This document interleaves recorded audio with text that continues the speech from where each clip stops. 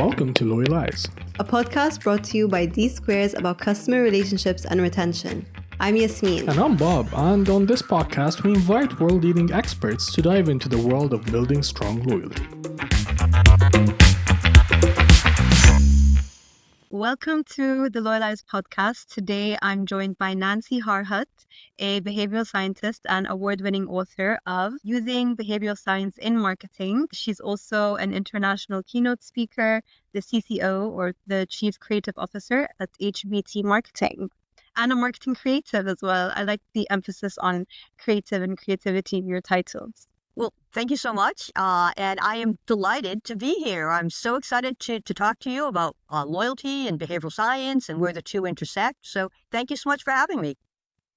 So this episode's focus is behavioral science and loyalty. Your book is packed with so many practical applications and principles that I'd like to unpack a bit more and talk about the ways marketers can leverage these principles to drive customer loyalty ethically, of course. But yeah, I wanted to also talk a little bit why this matters. Loyalty is a pattern of behavior or a series of actions triggered by something. And I think it's important for brands and businesses to remember that people react to the way systems feel. They don't react to the system itself. Would you agree with that?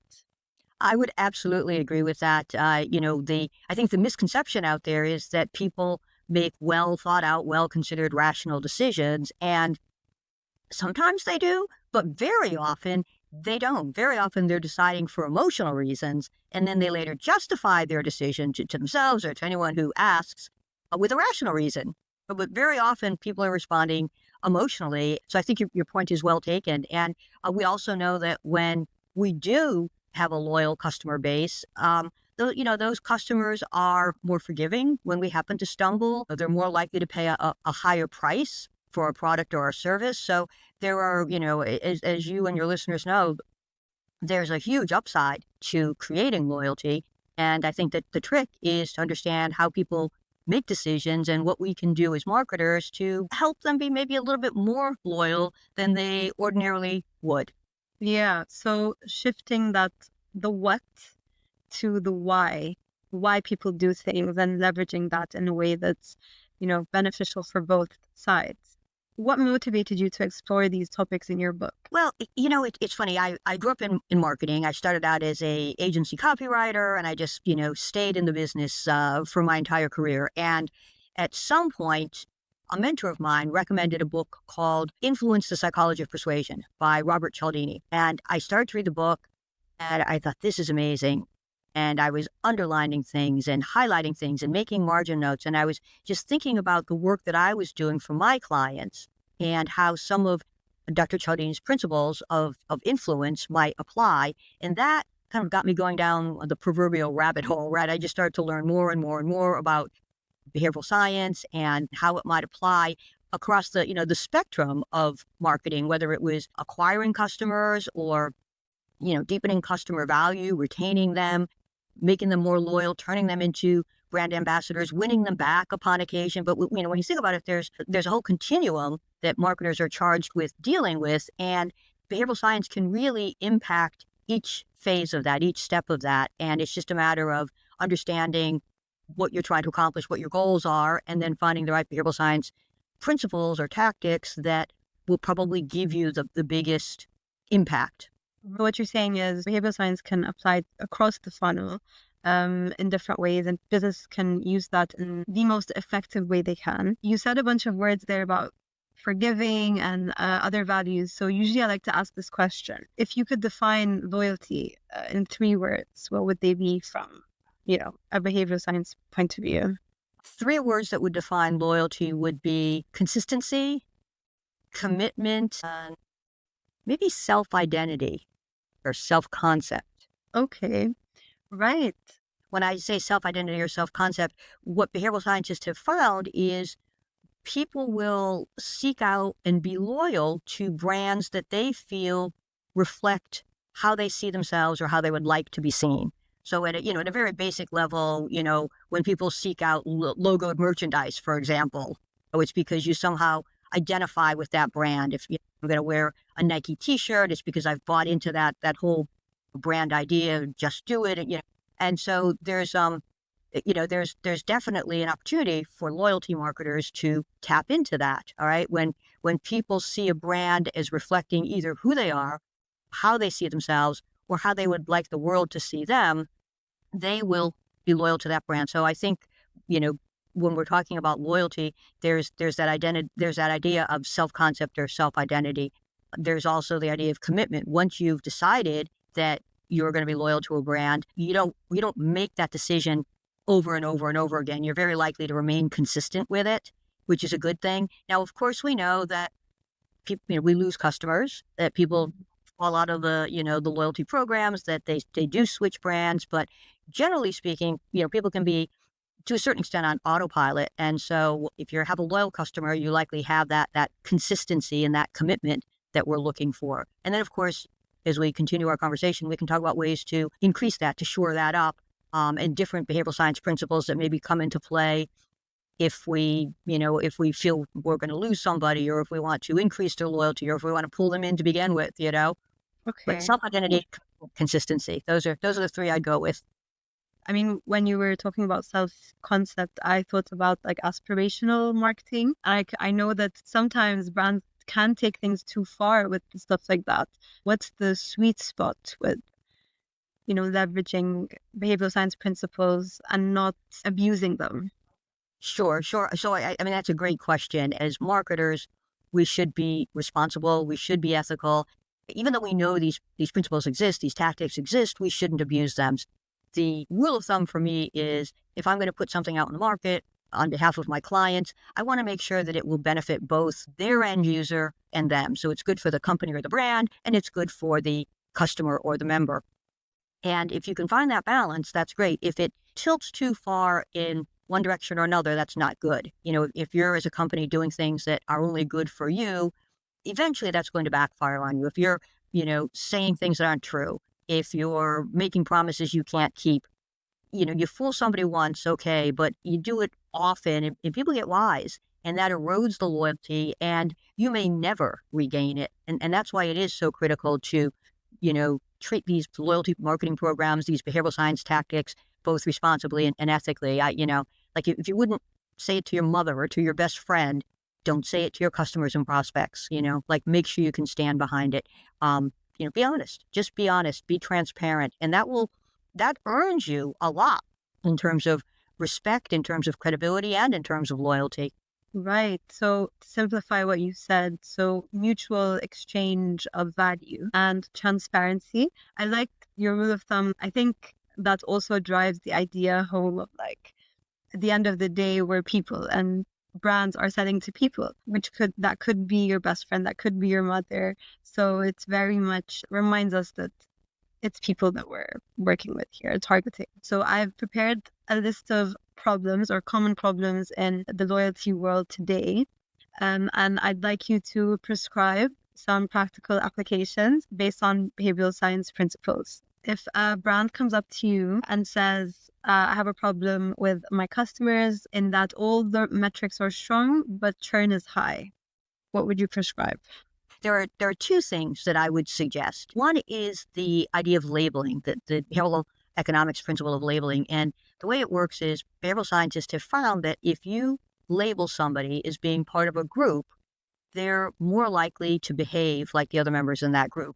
And this is true even if they themselves hadn't previously considered themselves to be a member of that group. Now, certainly these people are all members of the loyalty program, but there are different levels. And if you, for example, address somebody as one of our best customers, one of our most active customers, one of our most valued customers, that's the label that you've given them. And maybe they didn't think of themselves as one of the most valuable ones or one of the most active ones, but when you label them that way, they have a tendency to behave in accordance with that label. So that is, I think, one thing I can do. And there's even behavioral science studies that show that when you tell someone they're a best customer, they end up spending more. They start to behave like a best customer. So I think that's very interesting. And if you've got a lot of churn, that's one thing that you can do. I mean, obviously, if there's a lot of churn, maybe you want to look at the program and see if there are issues with that too. But just from a strictly behavioral science perspective, I think labeling is one way to go. The second thing that I would prescribe is something known as the endowment effect. And that's this idea that when we want to acquire something, obviously we value it. That's why we want to get it, right? But once it becomes ours, we place greater value on it. We overvalue things that are ours. And it'd be like if I were going to sell my house, I would call up a real estate agent, say I'm going to sell my house, and the real estate agent would say, I'm going to look at all the data, I'm going to see what houses in your neighborhood, your size, your condition are selling for, and based on that data, we'll know how to price your house. Makes sense, right? I'd say, sure, do it. And then they would call back and say, okay, this is what we're going to put your house on the market for. And I would say, oh no, that's too low. It should be more. Why? Because it's my house, right? I overvalue it. I think it's worth more than the market would be willing to pay. If somebody's a member of the program, you want to remind them of all the value that they have because they are a member, what they stand to lose if they walk away. You want to remind them of the number of years that they've been a member, or of the different benefits and perks that they've already taken advantage of, the things that they're getting out of the membership. Because once you do that and you bring it, top of mind, people don't want to lose that. They don't want to give it up. The endowment effect works very nicely with something else called loss aversion, which is this principle that holds that people are twice as motivated to avoid the pain of loss as they are to achieve the pleasure of gain. And sometimes in marketing, we focus on the gains, the benefits, the advantages. You sign up for our loyalty program or stay a member of our loyalty program because you got all these great things. But the idea of losing those things can be more powerful than the idea of getting them. So when someone's already a member, you want to remind them of what they have and the fact that they will no longer have access to that, right? You can let them know, hey, right now you're enjoying all of these benefits. Your spend seems to have changed. If it continues in this direction, instead of being a platinum member, you'll be a gold member and you'll have access to these benefits. And what research shows is that can be very motivating. It's like, I don't want to give up all of those platinum benefits, even if the particular person wasn't even using every one of those platinum benefits. Just the idea that they'll no longer have access to them because they're going to drop down to another tier can be very motivating. It's that idea of the endowment effect, what I currently have, coupled with the idea of loss aversion. So Right. those are a couple of things I would recommend. So it's like what I have versus what I could lose. I didn't realize how the two can sort of work together. And as well, that's on sort of keeping customers, keeping them loyal. You mentioned earlier when defining loyalty, commitment. So when a customer makes that decision to stay loyal, I want to talk a little bit about that moment. When is loyalty actually built? Well, I think it's built over time, but if you want that stepping off point, that very, that first instance. So behavioral scientists talk about something called commitment and consistency. And what they find is once you make a decision or take a stand, right, you like to remain consistent with it when future opportunities arise. And you usually do so without giving that matter at hand much thought. You've already made the decision once. You don't want to repeat the process. You don't want to, expend any extra energy. You feel like, oh yeah, I already said yes to those people, that company, that organization, that brand. So I'm just going to keep saying yes. So the question then becomes, how do I get that first yes, right? What is the genesis of the loyalty? And what behavioral scientists have found is you can get the first yes most easily if your initial request is a very low commitment, very simple one, very easy to fulfill. And if the answer is somehow public. So the first ask you might make as a brand is, like us on Facebook. It's like, oh, well, that was easy enough. And then the next request is now, share this post. And then the next request, becomes something else, or it could be, if you purchase only X dollars, you'll now qualify for our loyalty program. And that first purchase it's the minimum amount. It's not much at all. And then, but we ask you to display a badge maybe saying that you've purchased it. And if those three things are present, a relatively small request, some way to make it public, and the idea that people don't feel pressured into doing it, they're choosing to do it, those are three really strong tenets of loyalty and of commitment and consistency, I should say, which leads to loyalty. Because again, once someone makes that commitment, they're much more likely to remain consistent with it. So those principles, they show up mostly in marketing copy and how the brands can communicate to their customers, what words they use and how they frame things. I think a lot of it would be the words that you use, the phrases, the frames, how you talk to somebody. some of it could be visual. I talked about, maybe they display a badge, about your company, or they repost something, so there absolutely could be, design or art manifestations as well as the copy. Okay, interesting. So let's move on to our second problem. If from a customer point of view, if a customer comes up and says the loyalty programs feel transactional and they don't feel emotional enough, they're not attached enough to the loyalty program or the brand, what would you prescribe? What it might mean is, things are too transactional. And what you want to build a program that's got, I'd say equal components of recognition and reward. So it's not just a very transactional, you do X, you get Y, that's it's the reward portion of it, but the emotion is missing. Whereas the recognition, the acknowledgement of who you are and how the brand fits into your life, or how the company fits into your life. So making people feel heard, seen, recognized, valued, special. They're part of your community or your tribe. They have this unique membership, if you will. I think those are the things that you want to start to work on to move things away from the transactional and to make it feel more personalized and more emotional, and then as a result more sticky. So reward, recognition, and making them feel like part of a tribe. That's interesting, using that word tribe and community, because I think that's really the core of everything, isn't it? You react to tribal things in a way that we don't know is tribal, but cues us to act in a certain way. Yeah, and you mentioned earlier social proof, and that's the idea that we do what other people do, particularly if those other people are like us, right? So that's the tribe. It's like, or the community. If everyone in my community or my tribe is doing something, I'm much more likely to do it, and that also runs nicely parallel with the idea of self-concept. If the brand kind of represents part of how I see myself or part of who I want to be, that further cements the loyalty. So our third problem, let's say inflation or value pressures are breaking bonds or sales are dropping. What would you say? Well, I mean, that's always a tough one. The economic pressures are tough, but there are probably a couple of things we can do. One is to maybe give something unexpected to our loyalty members that helps, mitigate costs. Maybe we give them a special discount, or we give them, something for free, to both acknowledge, hey, we understand what's going on in the world right now. We understand that, we're all under certain economic pressures, and because you're so special to us, we're doing this for you. And what that does is it plays off of a behavioral science principle called reciprocity.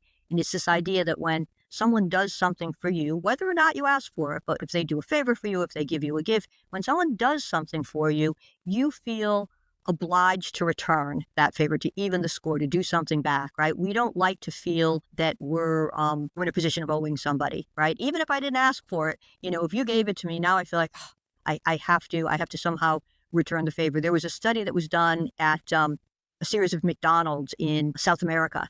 And what the researchers did is, when parents would come in with kids, the researchers would give the child a balloon, either on the way in to the McDonald's restaurant or on the way out of the McDonald's restaurant.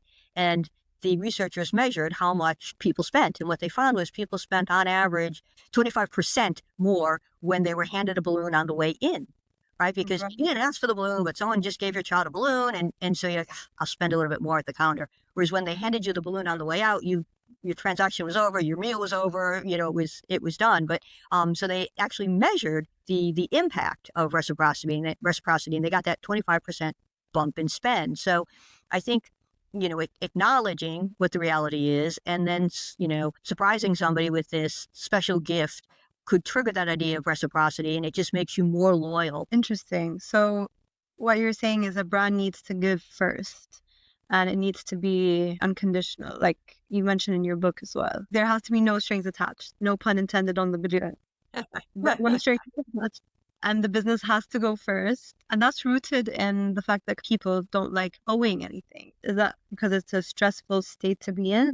We feel obliged, and we want to get out from under that obligation. And, this goes back to our ancient ancestors, where reciprocity was kind of baked into us. We would literally be in a tribe or a clan, like a very small group of people, and we were very interdependent. Okay, this is again going, back to our caveman days, whatever, right? And everyone had to participate to pull their own weight. And if you were a freeloader, you would get tossed out, right? I mean, everyone had to reciprocate. And if you were trying to shirk your responsibilities, you would be thrown out of the clan or the tribe, and you would not be able to survive, not back then. And all these years later, I mean, this is still hardwired into who we are. And so we are people who cooperate, people who reciprocate, because it's just part of, what's baked into our DNA. So for brands, yes, it means give to get.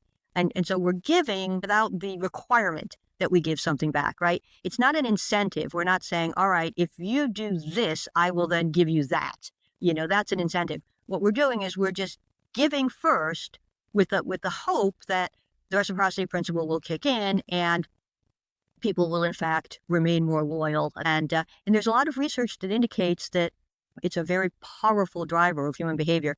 I used it for one of my clients, actually. It wasn't in a loyalty situation so much as it was in a win-back situation, but they're analogous, right? I mean, this group of financial advisors had been selling my clients' funds, and when they stopped selling them, they started to sell some other, person's funds, some other company's funds.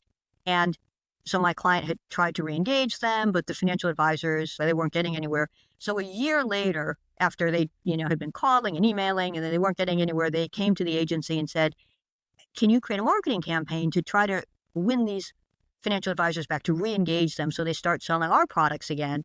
And what we ended up doing is we sent an email that said, watch your postal mail because there's a gift on its way to you. We picked it out especially for you. Like, okay. And then a couple of days later, this white corrugated cardboard box appears in the mail, and inside is a framed New Yorker magazine cartoon. And the cartoon it's cute, it's amusing, it has to do with financial services because that's what, the business's client was in. The target was financial advisors. The caption had each individual advisor's name in it, right? So mine would have my name in it, yours would have your name in it. So it was personalized. And then there was a little paragraph that talked about the New Yorker artist, because New Yorker magazine artists are very well known, and it's kind of very special to have something from them.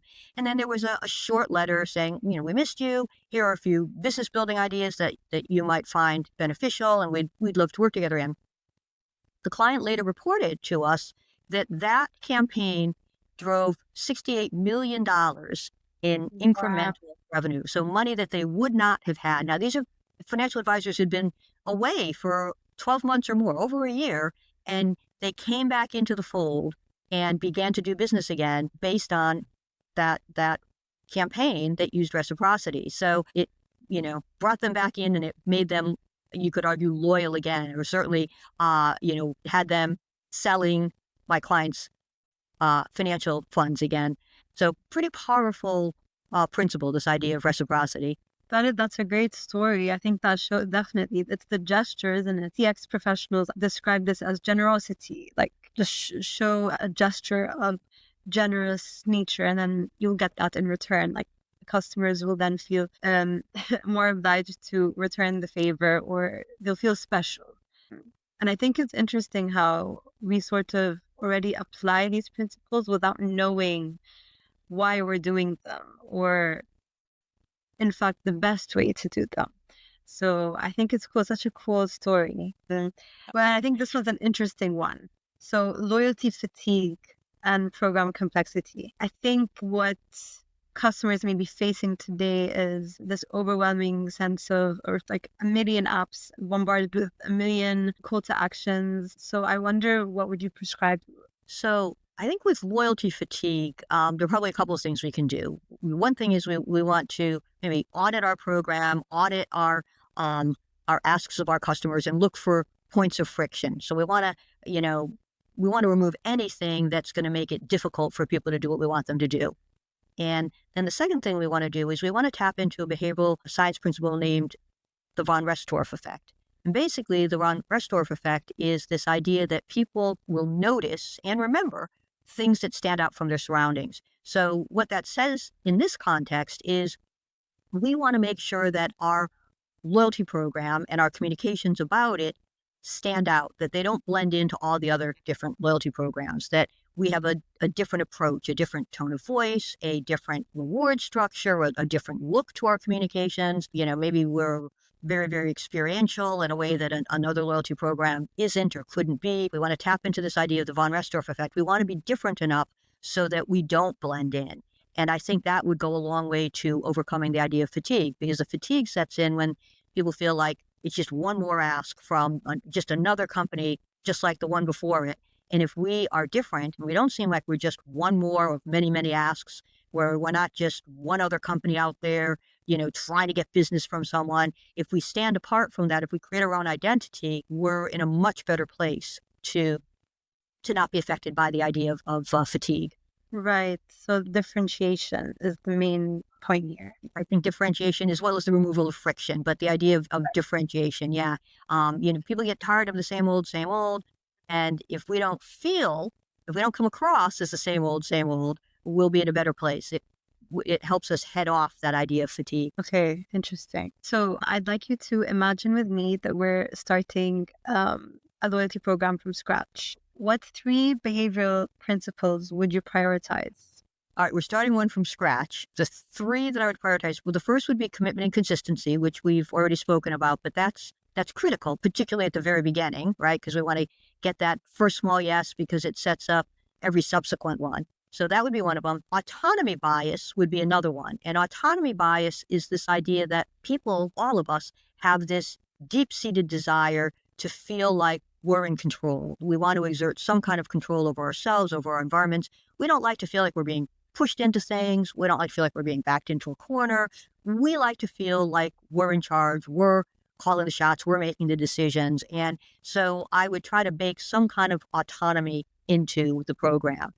Choices that people have. If you give people choices, that's a great way to make them feel that they have autonomy. From a brand perspective, we can limit those choices. So we have some structure and some control, but we're still giving some choice to our loyalty members. So I would have the commitment and consistency. I would have autonomy. And then I think the third one that I would really try to bake in would be the idea of exclusivity. And that's that notion that we all kind of want what we can't have. And if you make somebody feel like they're part of something that not everybody has or can achieve, or that they're getting special consideration, special benefits, special communication, special information that not everyone else has, people love that. We love to, kind of hold it over our friends. Oh, did you hear this? I already know about it. Or did you try this? I'm one of the first ones to try it. Gee, are you a member of this? I already got in. Like, we all love that sense that we have something that not everyone else does. And to the extent that we could make that part of the loyalty program, I think that would help it succeed. So those would be, I think, my top 3. Okay. So commitment and consistency, autonomy, and exclusivity.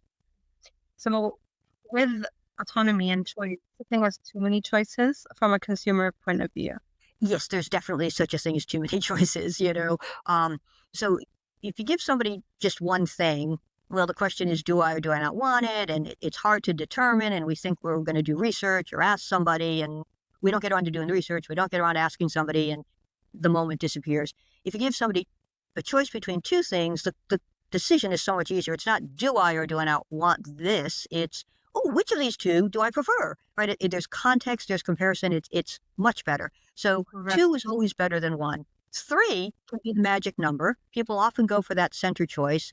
As you start to get into 4, 5, or more, from a marketing perspective, we think, oh, hey, people like choice. The more choices, the better. And the truth is, people are going to appear to like those choices. They're going to be, oh, loving all the options. But what happens is analysis paralysis sets in. People can't decide.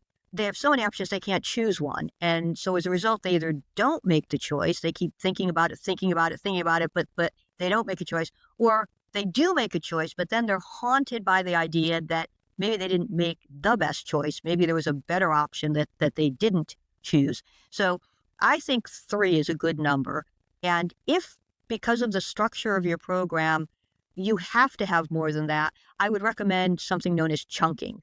So it's like, all right, do you prefer monetary rewards or experiential rewards? Oh, I want, experiential ones. Great. Do you prefer experiential ones that have to do with dining or travel? travel. Okay, travel here or abroad, so there's still only 2 or 3 choices, and you just keep working your way down that decision tree. Right, just tapering it down until you get to the choice of truth. Right. And it's better than saying, choose whichever award you want. We have a 10% discount. We have a buy one, get one free. We have a dining discount. We have an international travel discount. We have a local travel. It's like all of this coming at you at once seems to be too much. I think that's really useful. So what would you deliberately avoid including in this program from scratch? I think it's important not to, and this is not going to surprise you, but I think it's important not to be too transactional, because what we can end up doing is buying sales. If we start to discount too much, we might end up, hurting the bottom line. And that's why earlier I said we want to, recognize and reward. So one of the things that we want to do is make sure that we've got components to the loyalty program that are built in that are beyond just the incentivizing, beyond just perhaps buying sales. We want to build in those feelings of exclusivity, those feelings of self-concept or self-identity, those surprise and delight moments, so that we have a program that's ours and ours alone, that's not as easy to replicate, and that goes beyond just a very transactional nature. So, okay, we've spoken about all these principles and how to apply them. I wonder, how do you test whether these principles are actually working? So that's a good question. And I think there are a few different ways to go at it. One way is, we could set up a pilot program where we start to experiment with some of these principles, and we see, what is the effect? Are people more engaged? Are they less engaged? Have sales gone up? Have sales, tapered off? Are customers worth more to us or not as much to us? So we could set up kind of a test and learn pilot program. The other thing we can do is we can monitor our customer response, because as we know, customers can be very vocal if they don't like something. If we make a change that they don't like, they tell us, right? And if they uncover something that they don't think is fair, they let us know. So, again, pilot it maybe with a certain segment of customers, a certain segment of the loyalty program, and see what people say. The other thing, of course, is we can do some social listening and see what people are saying, not necessarily to us, but about us. And, that will give us some information as well. And, and the last thing that we can do is we can try to do a customer focus group and see what people think. The caution I have about focus groups is very often people can't tell us what they like or don't like, or why they like it, or why they'll do something, or why they won't do something. Okay, so to wrap up our episode, I wanted to ask you, if a brand gets only one thing right, what should it be? People don't make decisions the way we marketers think they do. There's this kind of broad idea out there that we all are very rational, that we think about things, that we weigh the pros and cons, we do a cost-benefit analysis, we do what makes sense for us, we take the time to really process information. And the truth is that happens sometimes, but very often it doesn't. Very often people are operating on autopilot.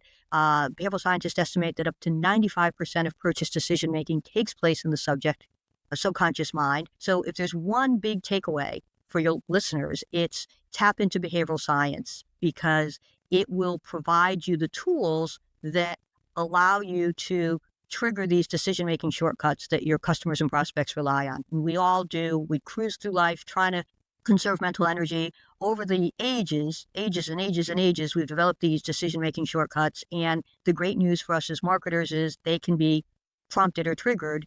And if you explore behavioral science, you'll find out exactly how to do that. And that is what's going to give you that secret sauce that makes your loyalty program so much more successful. Amazing. So behavioral science, everyone's secret sauce. For listeners out there, you have the answers right here. And thank you so much, Nancy, for all your insights. I really enjoyed our conversation. And I'm really excited for the listeners to hear everything that we've said in this episode. Thank you so much. Well, thank you. It's been a complete pleasure chatting with you. I've really enjoyed it. So thank you.